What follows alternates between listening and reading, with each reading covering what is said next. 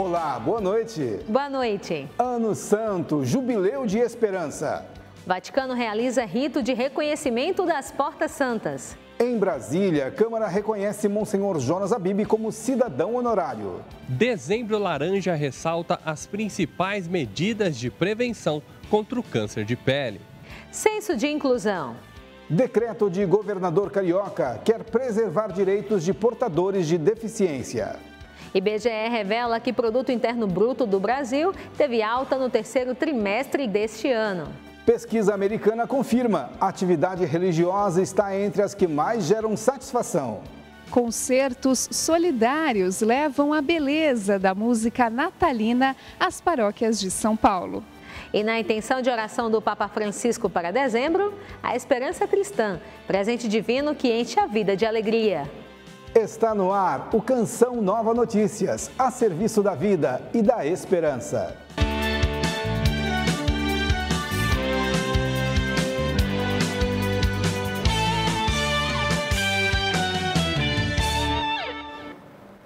Os dias que antecedem o jubileu são marcados pelo rito do reconítio ou reconhecimento das Portas Santas. Durante a cerimônia, a parede que bloqueia a porta é quebrada para a retirada da caixa metálica que guarda as chaves da Porta Santa. As Portas Santas das Basílicas Papais de Roma serão abertas no dia 24 de dezembro, com o início do Jubileu 2025. São Pedro, São João de Latrão, São Paulo Fora dos Muros e Santa Maria Maior. Cada uma tem uma porta santa lacrada desde o último jubileu. Na noite de ontem, o primeiro rito do reconítio, ou reconhecimento, foi realizado na Basílica de São Pedro. Durante a cerimônia, é comprovado que a Porta Santa está intacta, selada e pronta para ser reaberta para o novo Ano Santo. O cardeal arcipreste Mauro Gambetti conduz o rito. Os Sanpietrini, homens que trabalham na Basílica de São Pedro, quebram a parede do lado de dentro do templo para retirar a caixa metálica guardada desde o encerramento do Jubileu da Misericórdia. Com o canto da ladainha dos santos, o cardeal conduziu a procissão à sala capitular para a abertura da caixa retirada da Porta Santa. Os documentos e objetos do reconítio serão levados ao Papa Francisco. Além da chave que abrirá a Porta Santa em 24 de dezembro, na caixa está o pergaminho da escritura que atestou o seu fechamento, as manilhas, 4 tijolos dourados e algumas medalhas, entre elas as que marcaram os pontificados de Francisco, Bento XVI e João Paulo II. Nesta terça foi feito o reconhecimento na Porta Santa da Basílica de São João de Latrão. Amanhã o rito será na Basílica de São Paulo Fora dos Muros e na sexta-feira em Santa Maria Maior. E na intenção de oração do Papa Francisco para o mês de dezembro, o Santo Padre pede que ajudemos-nos uns aos outros a descobrir a vida que nasce do encontro com Cristo e que nos coloquemos a caminho do jubileu como peregrinos de esperança.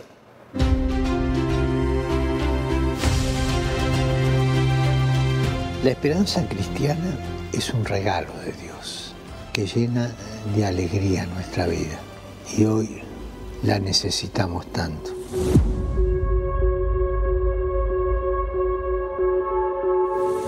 El mundo la necesita tanto. Cuando no sabes si mañana vas a poder dar de comer a tus hijos o si lo que estás estudiando te permitirá tener un trabajo digno, es fácil caer en el desánimo. ¿Dónde buscar la esperanza? La esperanza es un ancla que vos la tirás con la cuerda y arraiga en la playa. Y nosotros tenemos que estar aferrados a la cuerda de la esperanza, bien agarraditos.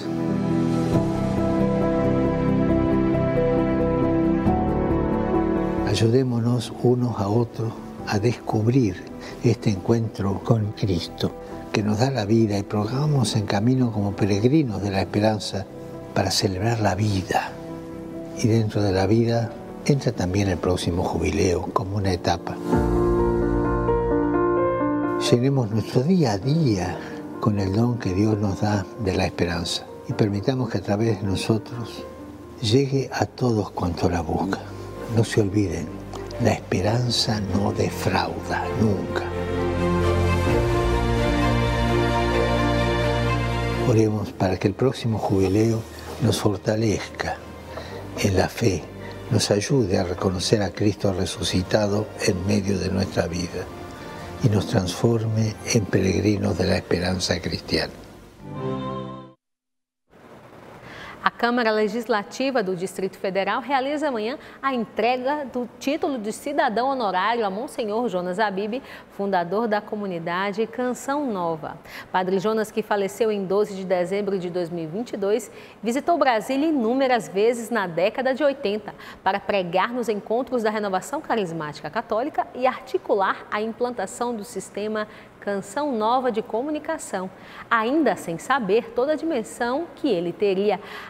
A solenidade de amanhã na Câmara Legislativa será aberta ao público e é um reconhecimento da sua missão no coração do Brasil.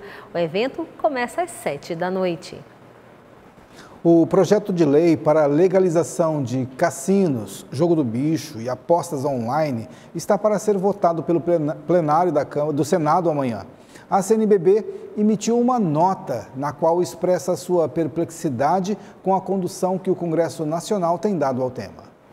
No documento, a CNBB citou uma fala do Papa Francisco proferida no encontro de movimentos populares promovido pelo Dicastério para o Serviço do Desenvolvimento Humano Integral em setembro deste ano. Abre aspas, a competição cega por mais e mais dinheiro não é uma força criativa, mas uma atitude doentia, um caminho para a perdição. Este comportamento irresponsável, imoral e irracional destrói a criação e divide os povos, fecha aspas. A conferência ainda faz um apelo aos parlamentares brasileiros e às autoridades públicas para que se oponham aos jogos de azar em qualquer uma de suas modalidades, promovendo o bem das famílias, protegendo os valores fundamentais da vida em sociedade e assegurando um futuro digno e justo para a nação. A atividade religiosa está entre as primeiras posições no ranking de satisfação profissional. É o que mostra uma pesquisa americana. O que faz o sacerdócio uma fonte de felicidade e realização, mesmo com desafios. Você vê agora na reportagem de Cristiano França. A felicidade no sacerdócio é um dos grandes mistérios de nosso tempo. Dados do National Opinion Research Center, organização de pesquisa social dos Estados Unidos, indicam que entre os fatores que impulsionam essa satisfação estão a vida espiritual, o senso de propósito eterno e a convivência em comunidade. Na Paróquia São Pio, em Brasília, esta realidade é vivida de maneira concreta pelo Padre Fernando. Ser padre não é uma profissão, é um estado de vida. Nós não somos padres das 8 às 19, depois tiramos os paramentos e a nossa vida é outra coisa. Somos padres integralmente. Isso é o que torna a nossa vida uma alegria, uma aventura. Uma pesquisa nos Estados Unidos revelou que os religiosos são os mais felizes em suas profissões, superando mais de 270 outras categorias. Aqui em Brasília, os sacerdotes compartilham a alegria de dedicar as suas vidas a Deus e à comunidade, mesmo em meio a tantos desafios. Eu acho que a satisfação traz daquilo que é a essência da vida do presbítero. O presbítero é um homem que dedica a sua vida ao seguimento de Jesus Cristo, dedica a sua vida a Deus. A minha vida é plenamente realizada diariamente no altar do Senhor, né, no ofício como sacerdote, desenvolvendo o fiel cumprimento da vontade de Deus. Eu acredito que se pudéssemos resumir o sacerdote, o religioso, o consagrado, numa única palavra: felicidade. Acho que não teria outra palavra. Este psicólogo relata que a felicidade dos sacerdotes está diretamente ligada aos fatores apontados na pesquisa americana, elementos que também contribuem para a saúde mental e resiliência diante dos obstáculos da vida. E é por isso que atividades que são dirigidas a servir a comunidade ou servir ao próximo nos deixam muito mais felizes do que, por exemplo, simplesmente descansar ou comer uma comida gostosa. E é por isso que freiras, padres, religiosos e consagrados tendem a ter uma experiência de felicidade muito mais profunda e presente do que a maioria das pessoas hoje em dia. Para os religiosos, a vocação é mais que uma profissão. É uma missão que oferece propósito, realização e felicidade. Mesmo em tempos desafiadores, são testemunhas de que a entrega a Deus é uma fonte inesgotável de alegria. No Rio de Janeiro, a lei que estabelece o censo de inclusão e o decreto que cria um comitê para acompanhar e preservar os direitos das pessoas com deficiência foram confirmados pelo Palácio da Guanabara. A cerimônia aconteceu no Palácio Guanabara, sede do Poder Executivo, no Dia Internacional da Pessoa com Deficiência e marcou o início de um programa permanente para mapear o grupo e seus familiares no estado do Rio de Janeiro. A iniciativa é vista como um avanço importante na luta pelos direitos da pessoa com deficiência que enfrentam dificuldades físicas e sociais que dificultam sua plena inclusão na sociedade. Eu não tenho dúvida que hoje passaremos a ter, Adilson, um ponto de partida. Um dado real, um dado técnico. Sem dúvida nenhuma, o censo ele vai nos possibilitar trabalhar de maneira mais focada e tendo um diagnóstico mais preciso, é melhor que se tenha uma política que vai, com certeza, trazer muito mais benefício de maneira muito mais centralizada, muito mais objetiva e certeira para toda essa população no estado do Rio de Janeiro. O Censo Inclusão RJ tem como objetivo coletar informações sobre as condições de vida, necessidades específicas e a estrutura de apoio disponível para a população. Com os dados reunidos, o governo planeja implementar ações que promovam acessibilidade, inclusão no mercado de trabalho e participação plena em atividades sociais. Uma oportunidade de localizar as pessoas com deficiência, mas também de dizer quais são as nossas necessidades, né? Ao mapear essa população, o governo do estado espera promover um diálogo mais eficaz entre os diferentes setores e a sociedade civil, para dar voz às pessoas com deficiência nas tomadas de decisões políticas que serão analisadas por um comitê formado por especialistas de diversas áreas. São pessoas que muitas vezes a gente não presta muita atenção nelas na sociedade, mas mesmo assim eu acredito que a gente tem que parar para pensar um pouco mais, em facilitar também a vida delas no dia a dia. O PIB, Produto Interno Bruto do Brasil, teve alta no terceiro trimestre deste ano. As informações foram divulgadas hoje pelo IBGE. O setor de serviços cresceu 0,9% e foi responsável por puxar a alta do PIB neste trimestre. A indústria também cresceu 0,6%, enquanto a agropecuária recuou quase 1%. Em valores, o Produto Interno Bruto fechou em 3 trilhões de reais. Se comparado ao trimestre anterior, a alta foi de 0,9%. Já frente ao mesmo período do ano passado, subiu 4%. Na indústria, apenas a de transformação teve resultado positivo no trimestre. Por outro lado, construção, eletricidade, gás, esgoto, gestão de resíduos e indústria extrativa tiveram queda. No setor externo, referente a bens e serviços, a exportação teve resultado negativo, mas as importações ficaram em alta. No acumulado do ano até setembro, a agropecuária caiu 3,5%, enquanto a indústria e os serviços tiveram resultados positivos. O clero da Arquidiocese de Belo Horizonte começou a viver hoje sua Assembleia Geral. O tema Esperança foi escolhido para preparar os sacerdotes para o jubileu do próximo ano. Bispos e sacerdotes reunidos na Catedral Cristo Rei, casa-mãe da Arquidiocese de Belo Horizonte, para mais uma edição da Assembleia Geral do Clero. Uma oportunidade, uma no primeiro semestre e uma no segundo semestre, de nos encontrarmos de modo especial para conversarmos sobre algum tema pastoral, para nos auxiliar no nosso trabalho, no nosso serviço no dia a dia. Para começar, oração e meditação da Palavra de Deus. Em seguida, reflexão sobre o tema central do evento. Há menos de um mês para o início do ano jubilar, a esperança também foi o tema escolhido para essa edição do encontro. O convite é que os participantes reflitam sobre a vida e o ministério do presbítero como homem da esperança. Certamente suscitar a esperança, mas também nomear a desesperança. O caminho para que a gente chegue na esperança é reconhecer aquilo que ainda falta em nós. Então, o trabalho que nós estamos fazendo é nomear as duas coisas. O que me dá desesperança, para que nomeando eu possa tratar, remediar, e o que me dá esperança para que eu caminhe em direção a isso. O mundo precisa ser alimentado pela esperança. E o padre tem essa tarefa de evangelização.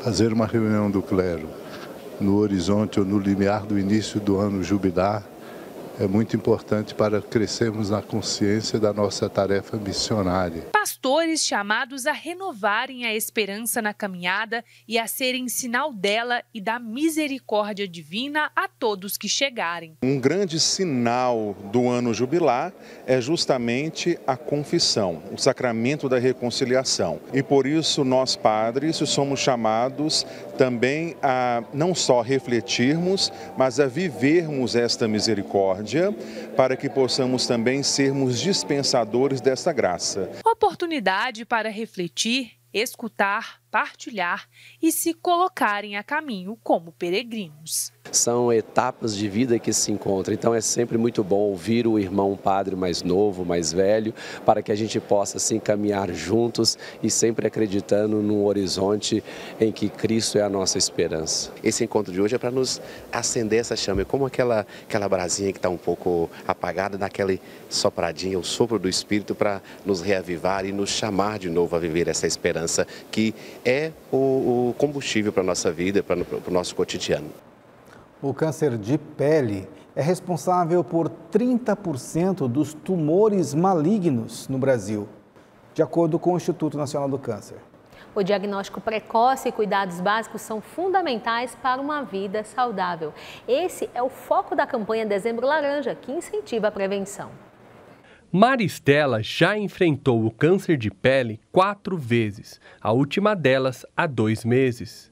E era um câncer bem mais sério que o outro, que já tinha atingido as células, tudo não era algo superficial, e a médica dermato, que é uma amiga minha, falou: Mari, você tem que tirar o mais rápido possível, porque pode ir para a corrente sanguínea. Esse é o processo que eu falo que é muito mais uma cura de dentro para fora, sabe? Você entender o processo, entender que Deus está cuidando de tudo. A grande questão do câncer de pele é que você não é um sol que você tomou num dia que você foi à praia. É todo o sol que você tomou na sua vida inteira. A exposição excessiva aos raios ultravioletas presentes na luz solar é um dos principais fatores de risco para a doença, que não costuma apresentar sintomas. Porém, é preciso ficar atento ao formato, cor e tempo de cicatrização de pintas que aparecem no corpo. Normalmente identifica o câncer de pele como melanoma e não melanoma, né? O câncer não melanoma, ele é o mais incidente, e o câncer melanoma, ele já é uma quantidade bem menor, que é um câncer mais agressivo, né? E é um câncer que tem um potencial metastático, né? É um potencial invasor das outras células muito maior. Não é aquela marquinha que você tem desde nascença, por exemplo, que nunca mudou. É uma lesão que você acompanha e está vendo que ela está crescendo. Algumas medidas podem ajudar na prevenção do câncer de pele, como o uso de bonés, chapéus e óculos escuros nos dias mais quentes. Mas a principal medida deve ser a utilização do protetor solar, inclusive nos dias nublados. Nos dias nublados a gente também tem uma alta incidência de raios solares, e mesmo que a gente não está exposto a um sol ou um dia tão quente, a gente tem que pensar que a luz azul, a gente já tem estudos provando, por exemplo, que a luz azul prejudica quem tem melasma, que é uma doença também inflamatória do corpo, né? Assim, então essa luz que a gente fica o dia inteiro exposto, ela também precisa de uma proteção. Após mais uma batalha vencida, a devota de Santa Teresinha do Menino Jesus reforça que a fé ajudou durante os tratamentos. Cada vez que eu descobria um outro, eu falava assim, eu não acredito que você vai passar por todo o processo de novo. Muitas vezes eu cheguei na missa, eu vou à missa diariamente, de olhar para Deus e falar assim, eu não tô conseguindo. Uma das frases que eu mais amo é: tudo posso naquele que me fortalece. Então assim, o que me faz levantar da cama, né? O que me faz dizer que tem mais um dia e vai dar certo? Os alertas de temporais se espalham em vários pontos do país, principalmente no Sudeste. A frente fria que segue atuando na costa e canaliza a umidade que vem da Amazônia leva tempestades para o interior do Brasil. Pode chover a qualquer hora em São Paulo, Rio de Janeiro e Minas Gerais, com risco de temporais em algumas áreas. No leste da região, as temperaturas vão cair por causa de uma massa de ar polar que vem bem atrás da frente fria. O centro-oeste também sofre influência da frente fria, fria e pode ter temporais no Mato Grosso, Goiás e Mato Grosso do Sul, com exceção do oeste do estado, que corresponde a essa área de cor mais clara do mapa, onde o tempo vai ser firme. A massa de ar frio avança para o sul do país, fazendo com que as temperaturas caiam por lá também. Vai chover no Paraná, especialmente no norte aqui do estado, chove também no leste de Santa Catarina, onde vai ter chuva isolada, e no Rio Grande do Sul o tempo vai ser firme. No Nordeste a previsão é de chuvas fortes, no Maranhão, Piauí e no oeste baiano. Já no norte do país vai chover em praticamente toda a região e essa chuva pode vir forte em áreas do Amazonas, Rondônia e Tocantins. Os termômetros marcam mínima de 16 graus em Porto Alegre, 21 graus no Rio de Janeiro e máxima de 31 graus em Salvador e Cuiabá. No Vale do Paraíba Paulista, São José dos Campos é reconhecida por seu potencial tecnológico e industrial. A cidade é também local de contemplação e espiritualidade, graças ao distrito que leva o nome de um dos principais missionários da igreja. Emerson Tersigni e Messias Junqueira trazem essa história. SP-50. Trafegar por esta rodovia pode render boas surpresas. Principal caminho para levar-nos a 720 metros de altitude. Bem-vindos ao distrito de São Francisco Xavier. Mais do que paisagens privilegiadas, terra de missão. E nessa vinda dos tropeiros, eles tinham que pousar, em alguns lugares, pousar para no outro dia seguir viagem. Então eles pediam nessas fazendas lugares para deixar os animais descansando e eles também dormiam ali. E aí nesse ciclo de vai e volta, muitos vieram morar para cá e começaram a formar um vilarejo dentro dessa fazenda.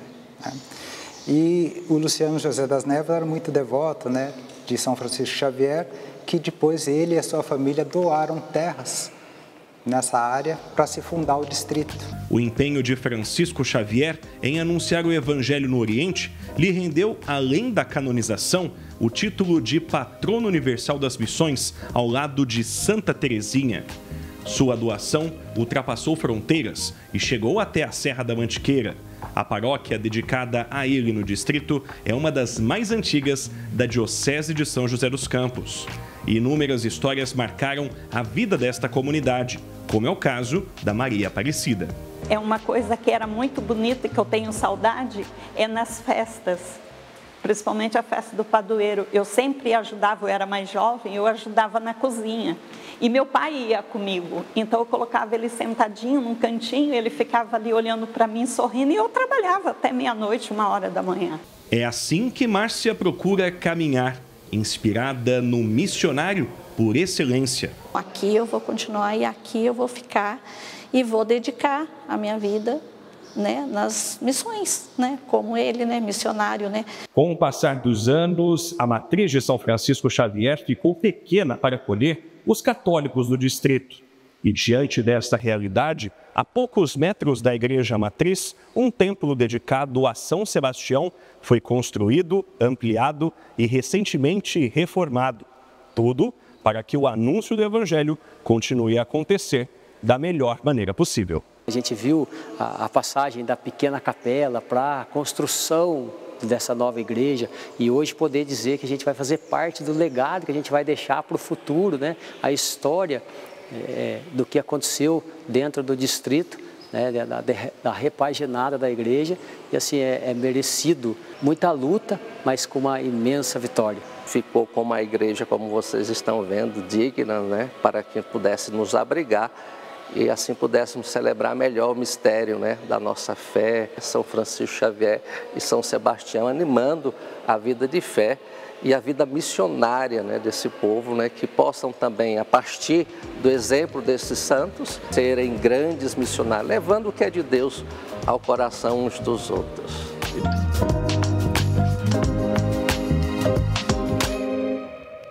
Os concertos de Natal começam a tomar conta de São Paulo. Entre os paulistanos, um projeto leva música e ação solidária a diferentes paróquias.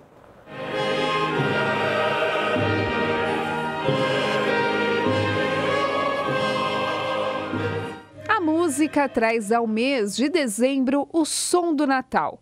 E foi pensando nisso que o maestro Renato iniciou o projeto Concertos de Natal há 16 anos. Minha mãe, num determinado dia, falou: você não vai descer para jantar?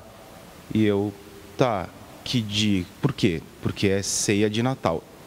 Eu tinha trabalhado tanto, mas tanto durante o mês de dezembro, o Natal chegou sem eu perceber. E daí eu falei: gente, eu preciso criar alguma coisa musical que me ajude e ajude as pessoas a entrarem no espírito de Natal. Foi a partir daí que o maestro e um pequeno grupo de músicos começaram as apresentações. Aos poucos, o projeto cresceu. Hoje conta com 50 profissionais na orquestra e coral, que se apresentam em paróquias no mês de dezembro. A gente encadeá-las de uma maneira tal que a gente conte a história do Natal através de músicas. Fazendo um paralelo, é como se fosse uma via sacra, mas não uma via sacra da paixão, uma via sacra do nascimento. Todo mundo que vem, como a gente está falando, sempre vem, lota muito, todo mundo fica muito emocionado, a reação do aplauso é espontânea e imediata.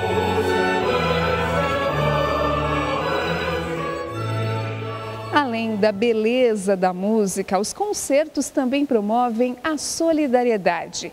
Quem quiser acompanhar as apresentações deve contribuir com a doação de alimentos não perecíveis. Os itens arrecadados serão destinados às obras sociais das paróquias atendidas. No próximo sábado, em São Paulo, o espetáculo acontece na paróquia São Paulo Apóstolo, no Belenzinho. No dia 10 de dezembro, na paróquia São José, no Jardim Europa. E no dia 12, na paróquia São Gabriel Arcanjo, no Jardim Paulista. É um choro, é uma alegria, é bater palma, é cantar junto, estão todos convidados.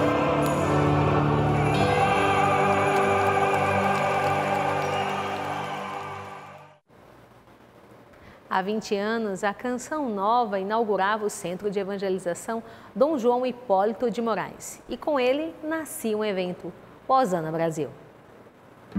Antônio Ares, conhecido como Tio Bolinha, trabalhou na construção do Centro de Evangelização e preserva grandes lembranças desse tempo. Ali era um lago. Aí veio as máquinas e tirou tudo aquilo ali e foi pondo terra.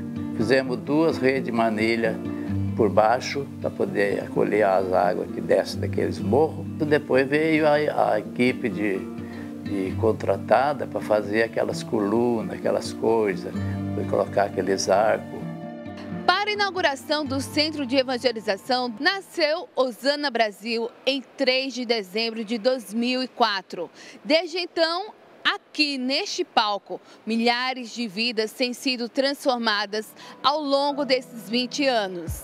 Quem faz parte dessa história traz consigo um coração grato ao ver tantas pessoas transformadas pelo encontro pessoal com Jesus.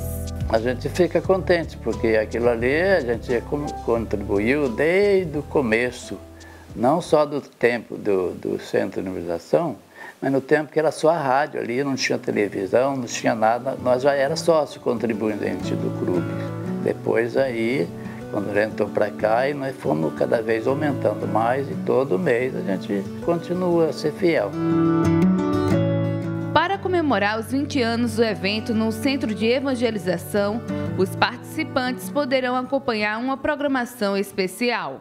Vamos homenagear o Padre Jonas, homenagear tudo que ele viveu e deixou para nós como este legado e celebrar a cada dia de Hosana uma novidade, né? Com o show dos amigos que fazem parte da história.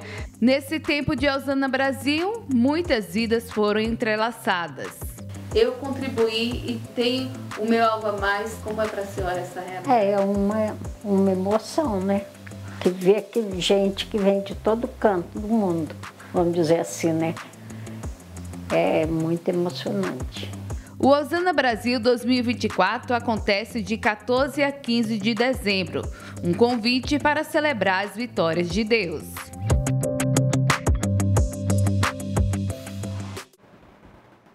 O que move esta obra é uma canção especial, que não para de ser cantada porque nasceu da fé. A Canção Nova é mantida por sócios e amigos que, como você, acreditam nos valores da fé, da força da vida, na valorização da família, nos bons valores, na promoção da vida e da família. Estamos com 9% na campanha Dai-me Almas deste mês de dezembro e seja evangelizador com a gente. Use a chave Pix, pix.doação@cançãonova.com. Obrigado por sua fidelidade. A Canção Nova cresceu e, com ela, a necessidade de um espaço específico para celebrações eucarísticas e outras atividades religiosas. E foi assim que, em 1999, era dado o primeiro passo para a construção da igreja que se tornou santuário. É o que você vê agora na segunda reportagem sobre os 10 anos do Santuário do Pai das Misericórdias. Na próxima quinta-feira, o Santuário do Pai das Misericórdias completa 10 anos de sua dedicação. A obra foi concluída em 2014, mas muito antes disso, a arquiteta Mônica Wood estava de férias na Casa dos Pais, num dos pontos mais altos do estado de São Paulo. E aí recebeu uma inspiração após o Eto, cofundador da comunidade Canção Nova, pedir para que ela criasse um santuário. E aí, em julho de 1999, ela recebeu uma inspiração. E esse é o primeiro desenho do Santuário do Pai das Misericórdias. Tá, eu estava desenhando um carvão, que era o que eu tinha lá. Carvão de churrasco mesmo. Eu falei, nossa, na hora Deus mostrou para mim uma mão. A capela, a igreja que eu quero, ela é em formato de mão. Os fatos ao longo do tempo se cruzaram. A inspiração dada a Mônica aconteceu no alto de uma serra. Anos mais tarde, a construção do templo ocorreu no ponto mais alto da chácara de Santa Cruz. Ele deixava muito claro para mim, olha, é uma mão, que quem estiver debaixo da minha mão terá proteção, mas quem estiver também debaixo da minha mão terá cobranças, porque eu não sou um Deus de brincadeira, mas vai ter sempre o meu cuidado, a minha proteção, mas também os meus ensinamentos. Aí depois o Padre Jonas me aparece do nada e fala, o nome da igreja vai ser Pai das Misericórdias. No polegar está a sacristia e a capela de São João Paulo II, e a cada uma das colunas representam os demais dedos das mãos. E eu me comovi dizendo ao Senhor, Senhor, as suas palavras não são só espírito e vida. São cimento, são tijolos, é ferro, é mármore, é granito de um capelão de sapê, que era literalmente de sapê, para um santuário como esses, só por Deus. Ao longo de sua construção, alguns episódios se tornaram marcantes, como a fixação da cruz. Tentou subir essa cruz várias vezes, não conseguiu. Eu estava trabalhava aqui do lado, falou, estão subindo a cruz. Quando eu corri aqui, bem aqui à esquerda, estava quem? Padre Jonas Abib, de capacete, da cipa, né? Olhando para o alto, e a cruz estava subindo. Que dia era esse? 14 de setembro, festa da exaltação da Santa Cruz. Coisa que fica para mim e ficou mais claro desde o começo. É um lugar onde eu quero ser o rei. Bendito seja Deus em nós, Senhor Jesus Cristo, o Pai das misericórdias, dos seus filhos aflitos. Como é bom recordar a história da construção do Santuário do Pai das Misericórdias, não é mesmo, Sabará? Uma história muito bonita, muito rica em detalhes. Chegamos ao fim do Canção Nova Notícias, mas você pode rever as reportagens no portal noticias.cançãonova.com ou toda a edição de hoje pelo CN Plus. Boa noite a você e até amanhã. Assista às 8 da noite ao programa Pra Ser Feliz, ao vivo. E logo depois, Reinflama. Santa noite a você e até amanhã.